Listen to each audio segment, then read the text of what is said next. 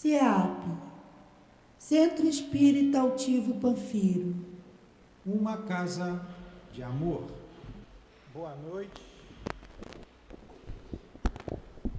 Boa noite. Boa noite aos nossos ouvintes. Jesus abençoe a nossa noite de estudos. Vamos dar continuidade ao estudo das obras do nosso Chico, o livro No Mundo Maior, trazida pelo médico André Luiz. Capítulo 26 do Evangelho segundo o Espiritismo. Dai gratuitamente o que recebestes gratuitamente. Item 10. A mediunidade é coisa santa, que deve ser praticada santamente, religiosamente. Se há um gênero de mediunidade que requer essa condição de maneira ainda mais absoluta, esse é o da mediunidade curadora. O médico dá o fruto dos seus estudos, que fez à custa de sacrifícios, muitas vezes penosos. O magnetizador dá o seu próprio fluido,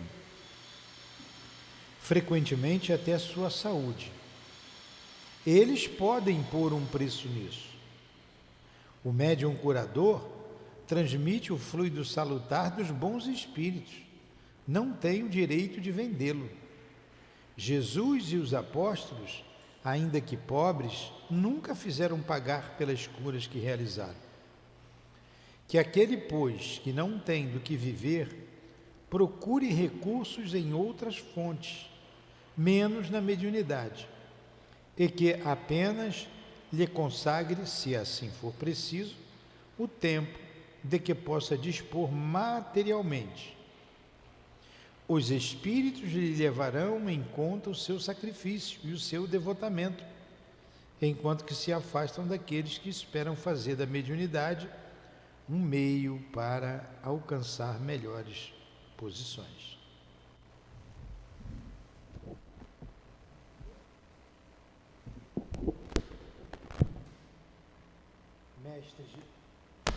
Mestre Jesus, muito obrigado por chegar até nós de maneira clara a mediunidade. Sabermos que somos orientados pelos Espíritos em todos os instantes de nossas vidas. E nesta casa de amor, nos reunimos para estudarmos a mediunidade, Senhor. Então nos inspire e que os autores da obra que iremos estudar, o irmão Francisco Cândido Xavier, o nosso André Luiz, possam nos inspirar, nos ajudar na compreensão do texto desta noite. Em nome desses irmãos, em nome do altivo e da coluna de espíritos que sustentam o nosso CEAP, das nossas irmãs queridas, da minha amada Lourdinha, que seja em nome do amor que vibra nesta casa, em nome do nosso amor, é que pedimos a devida permissão para que, em nome do Cristo e do Deus, acima de tudo, iniciemos os estudos da noite de hoje. Que assim seja. Graças a Deus.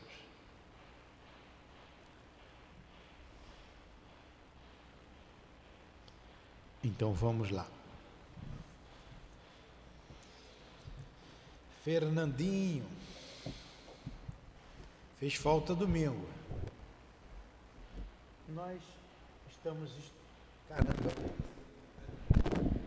Nós estamos estudando sobre a mediunidade.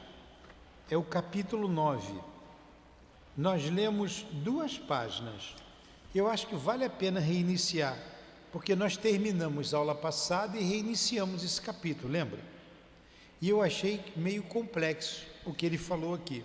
Vamos lá. Mediunidade, capítulo 9. Sobremodo interessado no expressivo caso de Marcelo, apresentei a Calderaro no dia seguinte certas questões que fortemente me preocupavam. Os reflexos condicionados não se explicariam igualmente a diversos fenômenos medianímicos? Não elucidavam as mistificações inconscientes que muitas vezes perturbam os círculos dos experimentadores encarnados? Alguns estudiosos do Espiritismo, devotados e honestos, reconhecendo os escolhos do campo do mediunismo, criaram a hipótese do fantasma anímico do próprio medianeiro, o qual agiria em lugar das entidades desencarnadas. Seria essa teoria adequada ao caso vertente? Sob a evocação de certas imagens, o pensamento do médium não se tornaria sujeito a determinadas associações, interferindo automaticamente no intercâmbio entre os homens da Terra e os habitantes do além? Tais intervenções, em muitos casos, poderiam provocar desequilíbrios intensos. Ponderando observações ouvidas nos últimos tempos, em vários centros de cultura espiritualista, com referência ao assunto, inquiria de mim mesmo se o problema oferecia relação com os mesmos princípios de Pavlov. O instrutor ouviu-me paciente até o fim de minhas considerações e respondeu benévolo. Então André Luiz tentou explicar tudo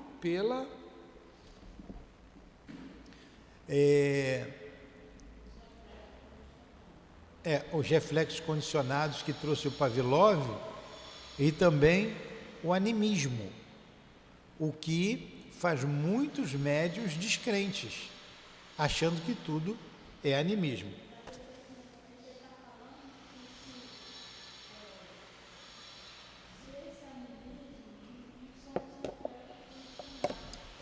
Se o animismo não é o reflexo condicionado, está tudo no mesmo bojo. E o Marcelo foi aquele que estava conversando com eles normalmente no mundo espiritual, e quando se aproximou dele alguns espíritos que o atacavam, que foram obsessores dele, ele se assustou. Ele, com medo, retornou ao corpo físico rapidamente. Em cima disso que André Luiz, ele ficou com medo, foi da mente dele, os espíritos não fizeram nada. Será que isso daí não foi animismo? E teve o ataque. Não foi o reflexo condicionado?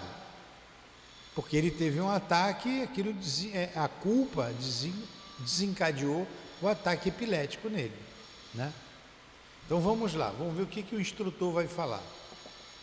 Vocês entenderam aí as ponderações do André Luiz? Isso aí.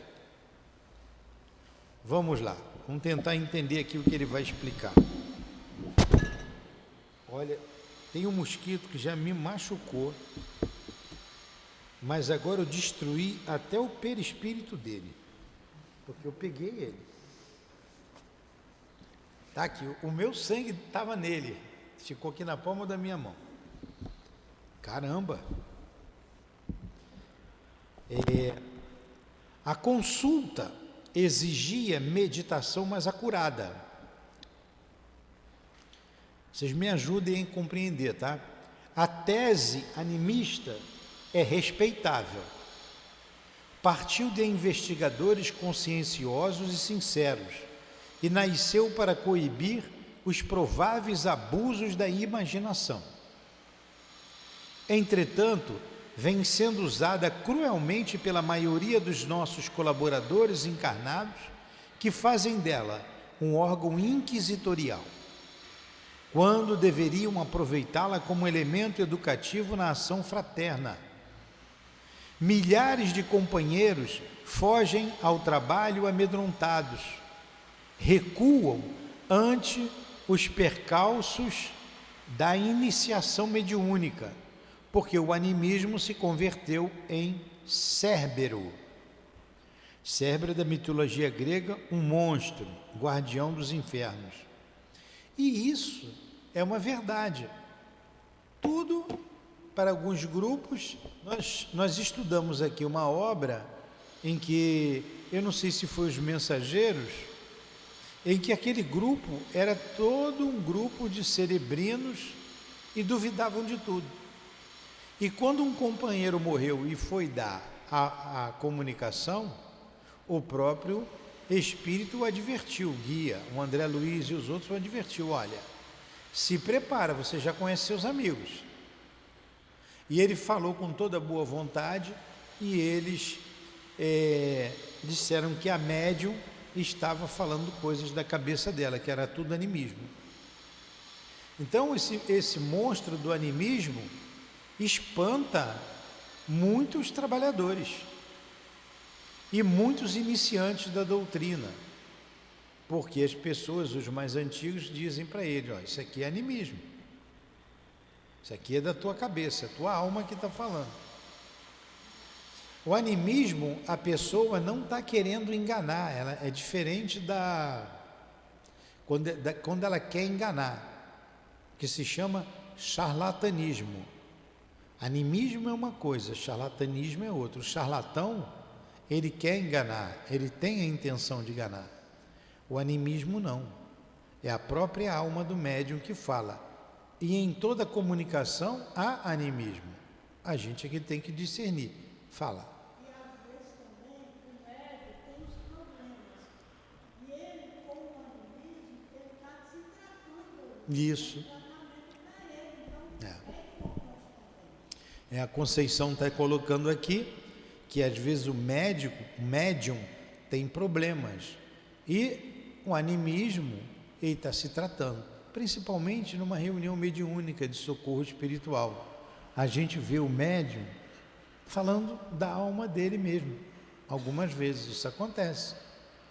Então ele está ali em tratamento. Nesse caso aí, está em tratamento. Mesmo que o doutrinador veja, observe, ele trata como se estivesse tratando um espírito. Porque o médium não tem a intenção de enganar. Mas vamos lá, vamos continuar aqui com a palavra do instrutor Alexandre. Que é Calderaro, né? Afirmações sérias e edificantes, tornadas em opressivo sistema, impedem a passagem dos candidatos ao serviço pela gradação natural do aprendizado e da aplicação. Reclama-se deles precisão absoluta, olvidando-se lições elementares da natureza.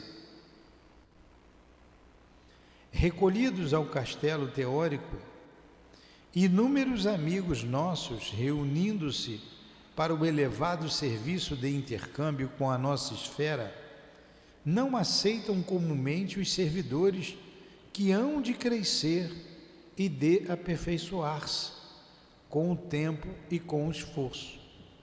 Exigem meros aparelhos de comunicação, como se a luz espiritual se transmitisse da mesma sorte que a luz elétrica por uma lâmpada vulgar. Nenhuma árvore nasce produzindo e qualquer faculdade nobre requer burilamento. A mediunidade tem, pois, sua evolução, seu campo, sua rota. Não é possível laurear o estudante no curso superior sem que ele tenha tido suficiente aplicação nos cursos preparatórios, através de alguns anos de luta, de esforço, de disciplina. Daí, André, nossa legítima preocupação é em face da tese animista, que pretende enfeixar toda a responsabilidade do trabalho espiritual numa cabeça única, isto é, a do instrumento mediúnico. Precisamos de apelos mais altos, que animem os operadores incipientes, proporcionando-lhes mais vastos recursos de reconhecimento na estrada, por eles mesmos perlustrada, a fim de que a espiritualidade santificante penetre os fenômenos e estudos atinentes ao espírito. Então, olha só, exatamente aquilo que a gente está falando. Aí, você, Irlã, que dirige sala de trabalho mediúnico, tem que prestar atenção nisso. Senão a gente desanima o médium iniciante. A gente tem que ter paciência com ele, observar o médium e orientá-lo, para que ele não desista, para que ele não desanime. Correto, Elaine? Então a Elaine, antes você não tinha trabalhado mediunicamente aqui na casa, não tinha. Aí a Elaine hoje é uma mãe de santa aí de primeira. Então ela veio para cá, se candidatou ao trabalho da desobsessão. Vou pegar a Elaine aqui como exemplo. E a gente foi observando, ela sentindo uma porção de incômodos em casa, durante o trabalho. Senta aí, vamos ver se você baixa o santo. E no início ela teve dificuldades, o tempo foi passando, os meses, até o ano, os anos, e ela dizia: isso aqui é da minha cabeça, eu acho que eu vou desistir. Correto, Elaine? Eu vou desistir desse trabalho. Aí uma vez ficou de mal comigo, ia desistir até da casa. Ficou de mal comigo, trocou o dedinho comigo. E nós conversamos, ela perseverou. Você tem dúvida hoje, Elaine? Nenhuma, né? E como as coisas melhoraram, né? Na sua vida, na sua mente, na sua alma. Por quê? Porque tivemos paciência com a Elaine, ela teve paciência com ela mesma, então mérito dela. E ela conseguiu vencer. Hoje é uma trabalhadora da casa. E quantos estão começando? Quantos estão começando? A gente leva lá para a nossa sala, por termos um pouco mais de experiência, a gente vai observando. Então, a menina estava de tarde, também estava desestimulada. Falei, vamos para a noite, vamos trabalhar com a gente. Hoje ela está incorporando, que é uma beleza. Aquela moça lá, Patrícia, é Patrícia o nome dela também, tá? Trabalhando direitinho. À tarde ela não estava dando ponto. E não estava dando ponto por quê? Inexperiência dela, inexperiência dos doutrinadores, né, que estão também ali aprendendo. Ela veio para a noite, se soltou, está indo embora. À noite que eu digo porque é um grupo com um pouco mais de experiência. Recentemente recebemos mais duas pessoas, Gislane não, a Andy e uma outra menina, uma moreninha que vem aqui sempre. Então tem que ter paciência, tem que esperar. Elas, semana passada, trabalharam pela primeira vez, daqui a pouco elas estão aí estudando, vão continuar estudando, se candidatar ao trabalho, vão continuar na sala. Semana passada renderam muito pouco. A Andy ainda falou: isso é da minha cabeça, uma confusão. Calma. Se ela se sentir insegura, a gente coloca para apoiar, e com o tempo, se ela realmente for um médium, o que a gente chama de incorporação, mas nem sempre a incorporação é intuitivo, ela se sentir mal apoiando, a gente coloca ela para sentar à mesa e trabalhar ali com os espíritos, transmitindo o pensamento e o sentimento dos espíritos. A outra, não sei o nome da menina, como é que é? A Yânia, também hoje tem uns nomes diferentes, né? A Yânia, a gente vê ali um potencial maior, um grande potencial, porém incipiente. Como disse aqui, é um broto, precisa ser direcionado. Se ela vai por um terreiro de umbanda, colocam roupa nela na hora, e ela ia penar até ela aprender, mas ela precisa estudar e precisa ter paciência com ela. Vamos lá, não tenha medo, você vai orientando até o médium ter confiança nele, confiança no trabalho. Então olha, ele tem que ter confiança nele, ele tem que ter confiança no trabalho, ele tem que ter confiança na casa, ele tem que ter confiança no diretor mediúnico dele. Ele tem que ter, correto, Elaine? Senão ele não deixa, ele fica com medo, ele fica inseguro, né? Não sabe o que vai acontecer. Você vê também a Adilane, como ela era medrosa, continua medrosa, mas era demais. Hoje ela já está bem melhor, tem medo ainda, mas menos medo, se solta mais. Por enquanto tem que ter uma bengala do lado, ou tem que estar o Diogo do lado dela e eu, ou senão ela não faz determinados trabalhos. Isso aí, daqui a um tempo ela vai se sentir segura. Ninguém trabalha mediunicamente sozinho, a gente precisa do apoio sempre de amigos, né? de outros amigos do nosso lado, encarnados, desencarnados e encarnados.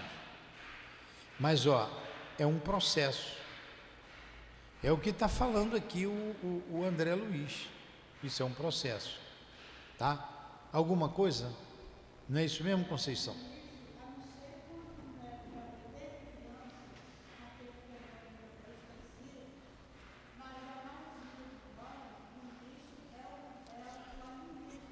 Sim. A Conceição está dizendo aqui, a não ser quando o médium vem com ostensividade desde criança, mesmo assim ele precisa ser bem orientado. A Dilane vem desde criança, com ostensividade, mas foi mal orientada. Na igreja em que ela trabalhou, mal orientada, com familiares que trabalharam na Umbanda. Então, por isso ela se sente insegura ainda. Ela ainda se sente insegura. E é médium desde criança, tem ostensividade desde nova. Então tem que ter um lugar seguro, pessoas que a orientem, para ela poder seguir em frente. A não ser que seja um médium, além de tudo isso, seja um missionário. Aí é diferente. Quando é médium devedor, ele pena bastante. Quando é médium em expiação, sofre muito. Tem que ter alguém sempre ali orientando. Assim foi com a Dona Ivone. Eu não sei como foi com o Chico. Eu não sei. Mas ele teve que estudar bastante e confiar nos guias que ele via como vê a gente aqui hoje. E a cabeça dele estava voltada para o trabalho, né?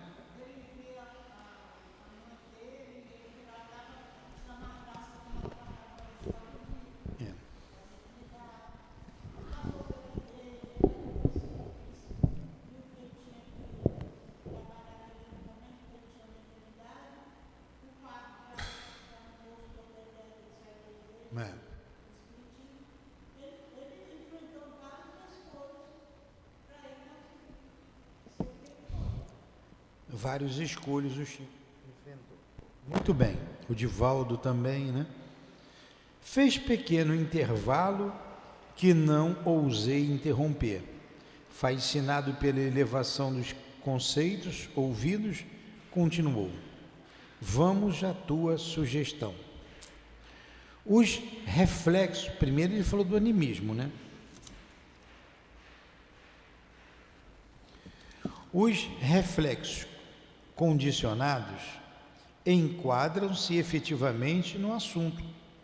No entanto, cumpre-nos investigar domínio de mais graves apreciações. Os animais de Pavlov demonstravam capacidade mnemônica, memorizavam fatos por associações mentais espontâneas. Isto quer dizer que mobilizavam matéria sutil, independente do corpo denso, que jogavam com forças mentais em seu aparelhamento de impulsos primitivos. Se as consciências fragmentárias do experimento eram capazes de usar essa energia, provocando a repetição de determinados fenômenos no campo, no cosmos celular. Ó, eu vou ler de novo. Espera aí que a minha cabeça voou lá fora na obra. Vamos à tua sugestão. Os reflexos condicionados enquadram-se efetivamente no assunto. Vamos ver quando o reflexo condicionado está na mediunidade, né? Efetivamente, não, no assunto. No entanto, cumpre-nos investigar domínio de mais graves apreciações. Os animais de Pavlov demonstravam capacidade mnemônica, memorizavam fatos por associações mentais espontâneas. Isto quer dizer que mobilizavam matéria sutil, independente do corpo denso, que jogavam com forças mentais em seu aparelhamento de impulsos primitivos. Se as consciências fragmentárias do experimento eram capazes de usar essa energia, provocando a repetição de determinados fenômenos no cosmos celular, que prodígios não realizará a mente de um homem, cedendo não a meros reflexos condicionados, mas a emissões de outra mente em sintonia com a dele. Dentro de tais princípios, é imperioso que o intermediário cresça em valor próprio. Ocorrências extraordinárias e desconhecidas ocupam a vida em todos os recantos, mas a elevação condiciona fervorosa procura. Ninguém receberá as bênçãos da colheita sem o suor da sementeira. Lamentavelmente, porém, a maior parte dos nossos amigos parece desconhecer tais imposições do trabalho e de cooperação. Exigem faculdades completas. O instrumento mediúnico é automaticamente desclassificado se não tem a felicidade de exibir absoluta harmonia com os desencarnados no campo tríplice das forças mentais, perispirituais e fisiológicas. Compreende a dificuldade?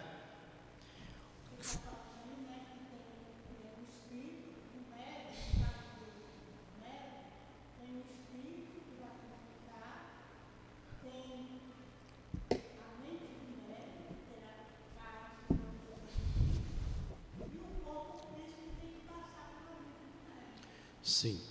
Então, quando ele comparou com o reflexo condicionado lá nos animais, as pesquisas que o Pavlov fazia, ele disse: o que não faria o homem quando um espírito se comunica com ele através do pensamento? Então não tem um reflexo condicionado no homem, tem a mediunidade. O problema é que as pessoas querem um resultado pronto, na hora. Como ele disse no parágrafo anterior, nós não comentamos. Médium não liga e desliga na tomada. Ele colocou ali uma luz, igual como acende a luz elétrica, não é? As pessoas querem isso. Conversa com você, eu vejo aqui. Não pergunta para mim porque eu não vejo nada. Eu já digo que eu não vejo nada, que não escuto nada. Um dia eu fiquei aborrecido aí com a Adilane, eu falei, o Altivo, bota aqui, passa aqui um arame aqui no meu ouvido e fala direto comigo, pô, para não ficar me aborrecendo. Aí não adianta, que nem com arame eu vou ouvir. Então, e eu vejo, a pessoa quer que o médium veja e fale na hora que ele está ali. E não é assim, a pessoa tem a vida dela, tem um dia a dia dela. No outro dia ela estava lá descansando, entrou uma pessoa no quarto que ela estava descansando, botou uma cadeira e dando a perguntar um monte de coisa. Eu do lado de fora já estava ficando agoniado. Aí teve uma hora que eu disse, por favor, daqui a pouco ela vai descer, ela te atende, agora não é hora. Acabou, precisa descansar um pouco, acabou de almoçar. Mas as pessoas não querem saber. Elas querem fazer do médium um adivinho, um guru. E querem a resposta imediata. Não deu a resposta imediata que ela quer, não é médium. Sem falar que não é de nós para o Espírito, é do Espírito para nós. Sim, sim. Agora mesmo, a pessoa me perguntou, me falou numa situação, ainda agora. Eu vou falar porque ela não está aqui, ela está lá na outra sala estudando. Me contou lá uma situação, e isso. Eu respondi para ele, é isso e isso. Traz a pessoa aqui para a gente conversar. Mas é um caso que precisa lá atender no trabalho de desobsessão. Eu preciso perguntar chamou a Adilane de bruxinha, eu preciso perguntar para a bruxinha, ela precisa estar aqui presente? Eu falei, você que sabe, você quer falar com ela, você vai lá. Ela não vai falar nada diferente do que eu estou te dizendo. Mas, né? Então você vê, a pessoa já associa o outro a um adivinho, e o outro é que vai ver. E a coisa é lógica, que ele me passou uma coisa óbvia. A pessoa está vendo espírito em casa, está vendo um monte de vulto negro. Tem um problema mediúnico na casa dela, você tem que atender ali na desobsessão. Agora eu tenho um monte de gente aqui para atender. Eu não vou pegar o endereço dela e botar ali. Ela tem que vir aqui na casa, fazer o esforço dela de vir aqui, conversar e pedir ajuda. Porque eu não vou deixar de atender a Conceição, um exemplo, para atender uma outra pessoa que eu nunca vi. Então não precisa ir no Chico, não precisa ir no Divaldo, não precisa, é uma coisa óbvia. E a pessoa vem, a gente conversa, vê se tem mediunidade, se não tem. Numa conversa você sabe. Mas as pessoas exigem do médium aquilo que eles não têm para dar. E querem uma adivinhação, uma mágica. Aí no final ainda falou, mas vai ter um problema. A mulher é evangélica. Eu falei, então ela procura uma ajuda na igreja, não é? Ou ela vem aqui, ou vai na igreja, vai perguntar lá para o pastor dela. O que eu vou me meter lá na igreja dos outros, na vida dos outros? Então vou falar com o meu amigo que ele é mais crente. Tudo bem, mais uma razão para eles virem aqui conversar. Precisa ir lá no Chico Xavier, fazer ele evocar para perguntar sobre isso, o que tem na casa da pessoa? Precisa ir lá na Bahia, Divaldo, não precisa. A gente que estuda sabe. E se a pessoa quiser ajuda, ela vem buscar ajuda. Entenderam? Então vamos lá. Aí ele continua, nós paramos aqui semana passada. Sim, começava a entender. As elucidações, todavia, eram demasiado fascinantes para que me abalançasse a qualquer apontamento. Guardei por isso a continuação das definições na postura de humilde aprendiz. O assistente percebeu minha íntima atitude e continuou: buscando símbolo mais singelo, figuremos o médium como uma ponte a ligar duas esferas, entre as quais se estabeleceu aparente solução de continuidade, em virtude da diferenciação da matéria no campo vibratório. Para ser instrumento relativamente exato, é-lhe imprescindível haver aprendido a ceder, e nem todos os artífices da oficina mediúnica realizam a breve trecho tal aquisição, que reclama devoção à felicidade do próximo, elevada compreensão do bem coletivo, avançado espírito de concurso fraterno e de serena superioridade nos atritos com uma opinião alheia. Olha o que exige do médium, né? Essa questão moral é condição precípua da relação de um médium com um espírito superior, com um espírito bondoso. Ser médium de qualquer espírito não precisa disso. Aí vai do jeito que vai.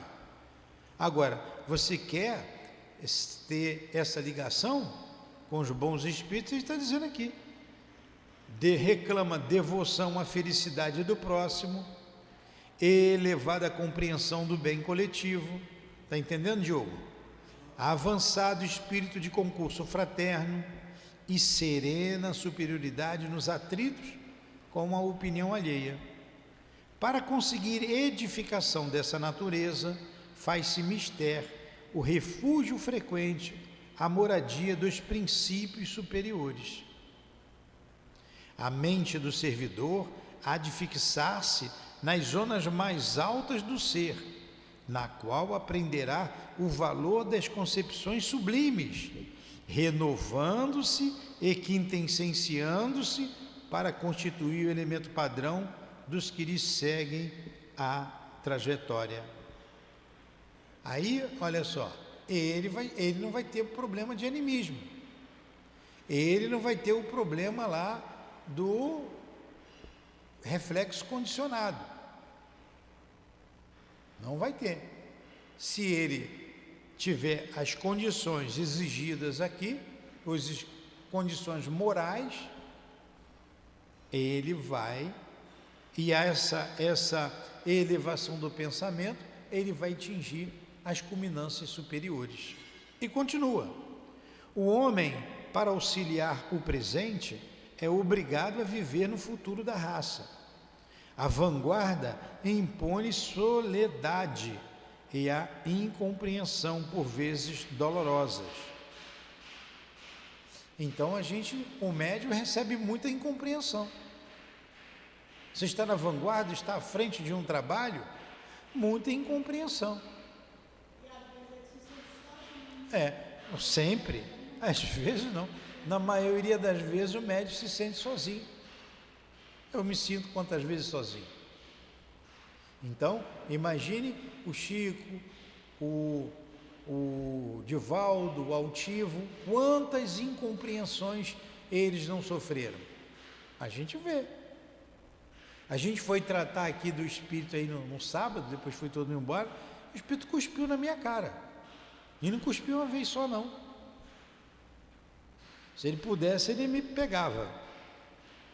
Então, tudo isso você tem que compreender e aprender a se controlar. A médium lá, obsediada, estava fazendo aquilo que ela queria? Não.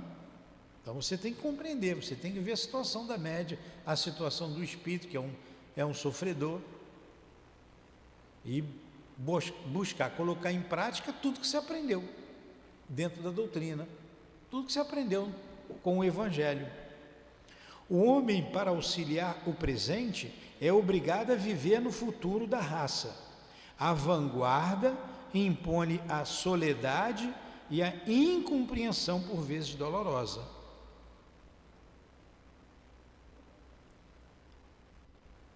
Soledade é ficar sozinho, viu? Todavia, essa condição representa artigo da lei, que nos estatui adquirir para podermos dar. Ninguém pode ensinar caminhos que não haja percorrido. Nasce daí, tratando-se da mediunidade edificante, a necessidade de fixação das energias instrumentais no santuário mais alto da personalidade. Fenômenos, não lhes importa a natureza, é forçoso reconhecer que assediam a criatura em toda parte.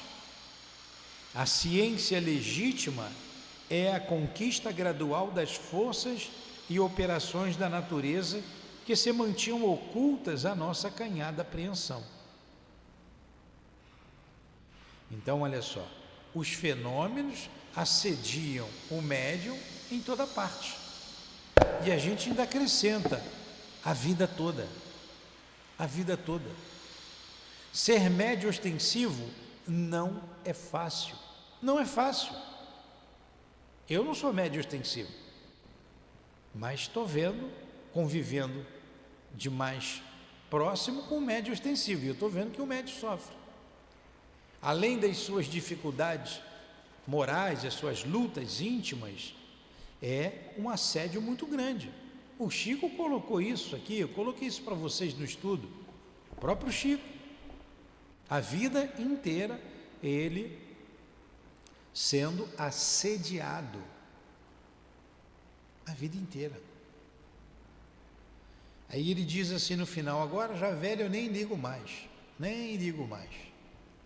Nunca ele reclamava com o doutor Bezerra: doutor Bezerra, vamos trabalhar, porque eu não estou aqui para ficar pagiando ninguém, vamos trabalhar. E era a resposta que ele dizia: calma, isso passa. Isso passa foi a vida toda. Ele não aguentava, ficava semanas sem dormir, dores no corpo, dores nos olhos, e assediavam muito o Chico. Olha o trabalho que ele trouxe também. Olha essa obra que a gente está estudando aqui, graças ao esforço dele, à perseverança dele. Imagine a quantidade de espíritos para não deixar ele escrever isso.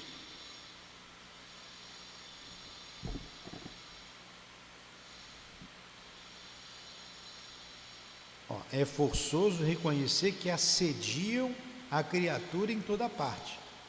A ciência legítima é a conquista gradual das forças e operações da natureza, que se mantinham ocultas à nossa acanhada apreensão.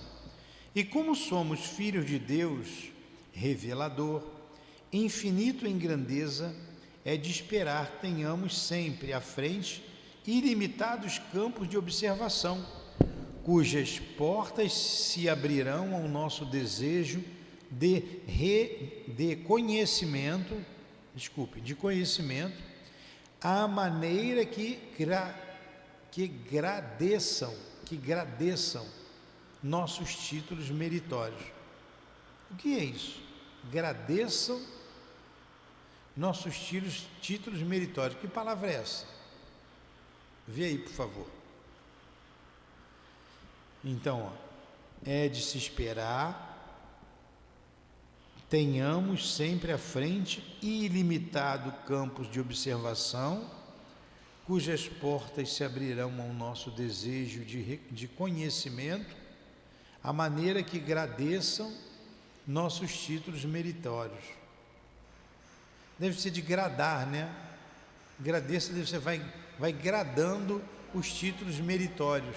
De acordo com o esforço dele, ele vai angariando as simpatias espirituais. E assim ele vai crescendo no trabalho. Vem de... Hã? É uma forma verbal de agradecer? Não. Vamos lá, vamos ver outra coisa, outra definição. Eu acho que é graduar. Graduar. É isso aí, né, Sorizine? Item 2.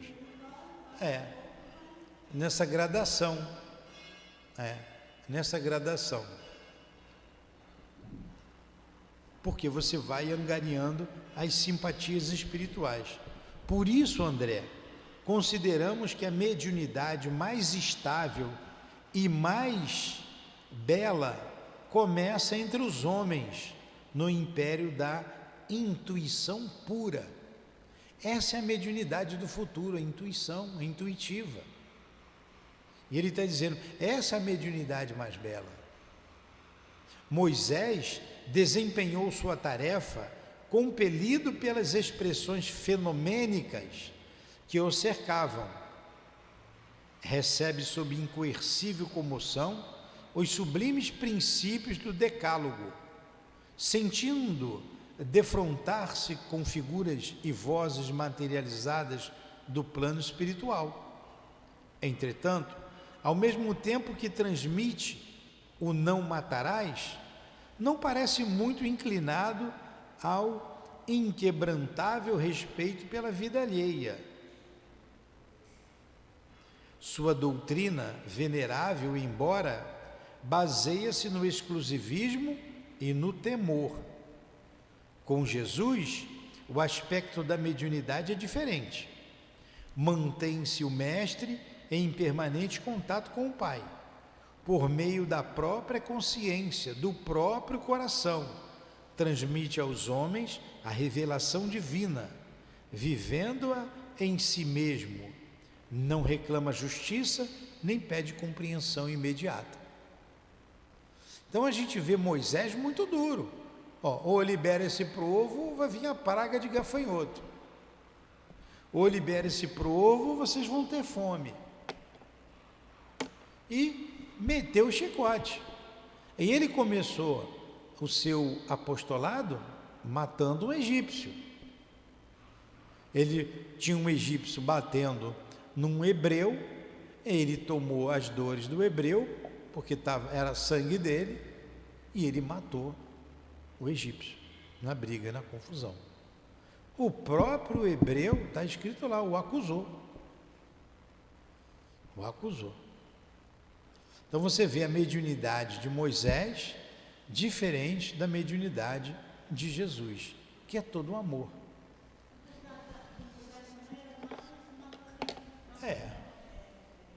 De efeitos físicos, né? Em razão disto, a boa nova é a mensagem de confiança e de amor universal. Vemos, pois, dois tipos de medianeiros do próprio céu, eminentemente diversos, mostrando qual o padrão desejável. No mediunismo comum, portanto, o colaborador servirá com a matéria mental que lhe é própria, sofrendo-lhe as imprecisões naturais diante da investigação terrestre, e após adaptar-se aos imperativos mais nobres da renúncia pessoal, edificará não de improviso, mas à custa de trabalho incessante, o templo interior de serviço, no qual reconhecerá a superioridade do programa divino acima de seus caprichos humanos. Atingida essa realização, estará preparado para sintonizar-se com o maior número de desencarnados e encarnados, oferecendo-lhe como a ponte benfeitora oportunidade de se encontrarem uns com os outros na posição evolutiva em que permaneçam, por meio de entendimentos construtivos.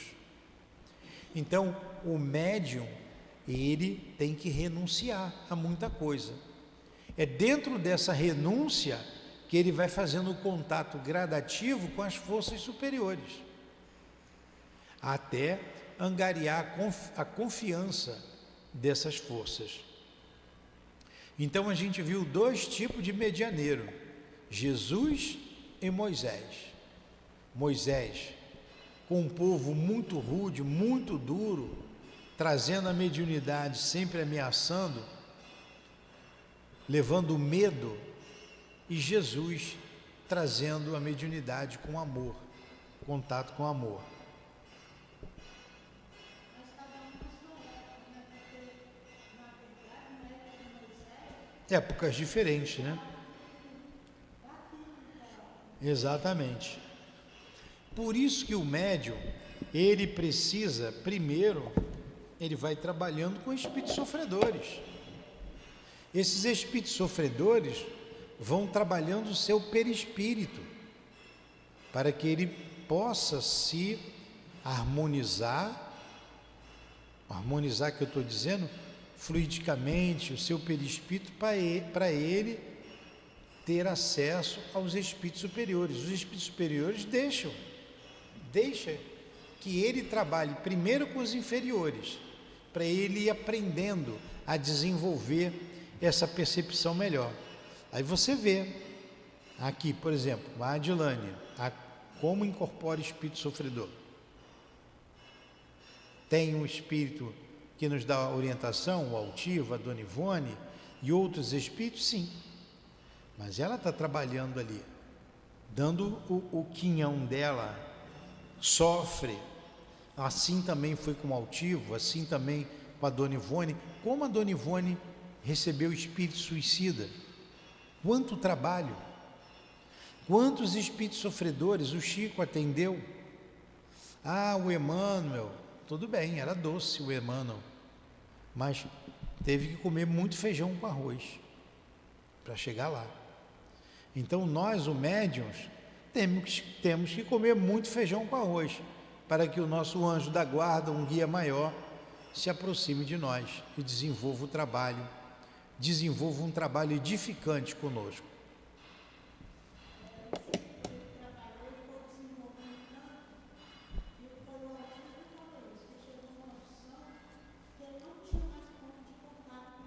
Pois é, a Conceição está lembrando bem isso aqui. Ele foi trabalhando, que o altivo, ele não tinha mais contato com espíritos inferiores, não tinha mais ponto de contato. A sua elevação não permitia que ele atendesse um espírito sofredor, incorporasse nele. Aí trabalhava sempre incorporado com o Dr. Erma. O Chico. Mas eu também vi isso no altivo com o tempo, né?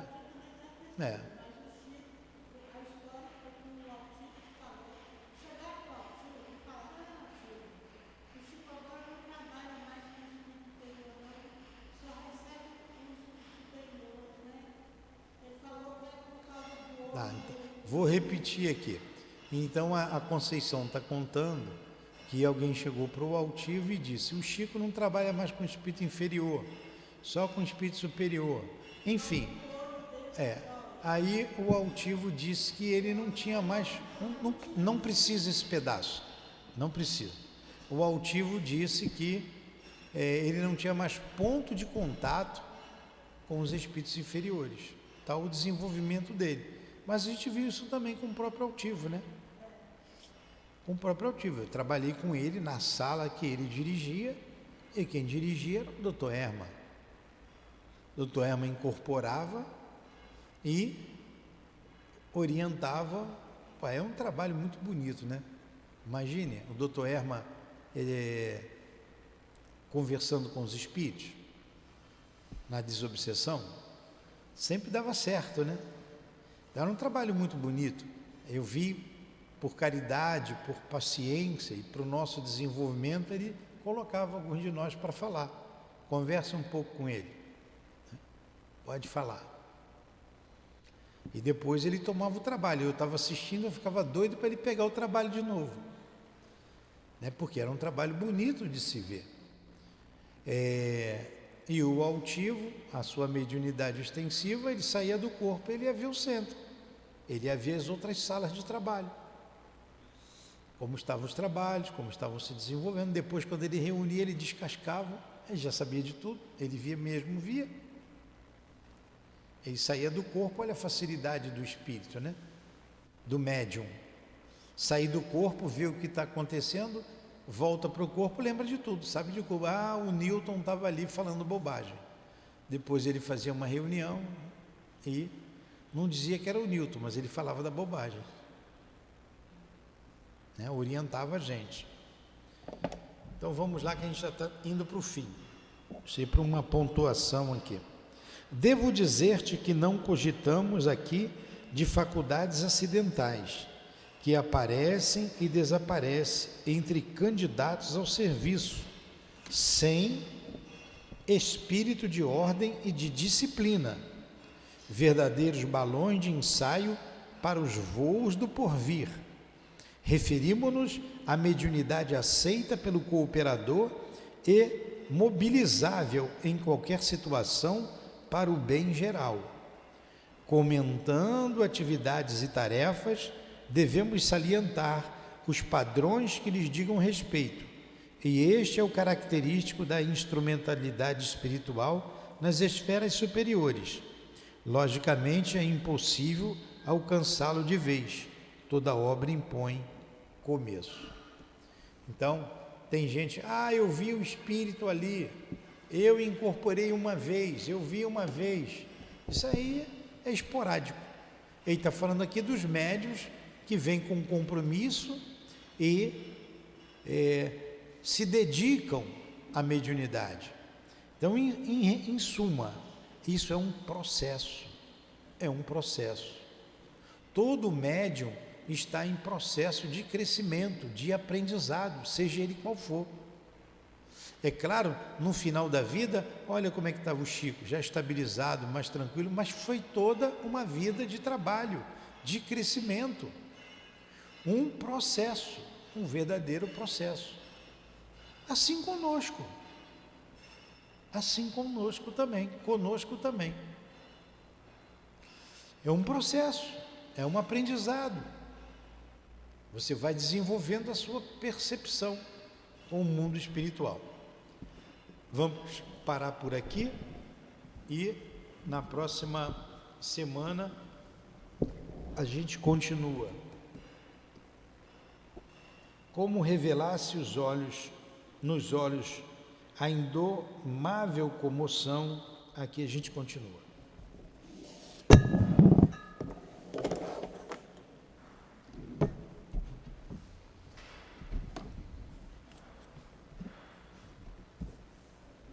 Depois eu pego aqui um lápis para marcar.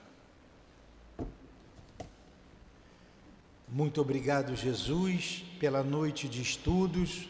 Muito obrigado ao Altivo, ao nosso Chico, ao André Luiz. Muito obrigado a todos vocês. Em nome do amor que vibra nesta casa, em nome de vocês, amigos queridos, em nome do nosso amor, Lourdinha. Do teu amor, Jesus, e do amor de Deus acima de tudo, damos por encerrados os estudos da noite de hoje, em torno da obra no mundo maior. Que assim seja. Graças a Deus.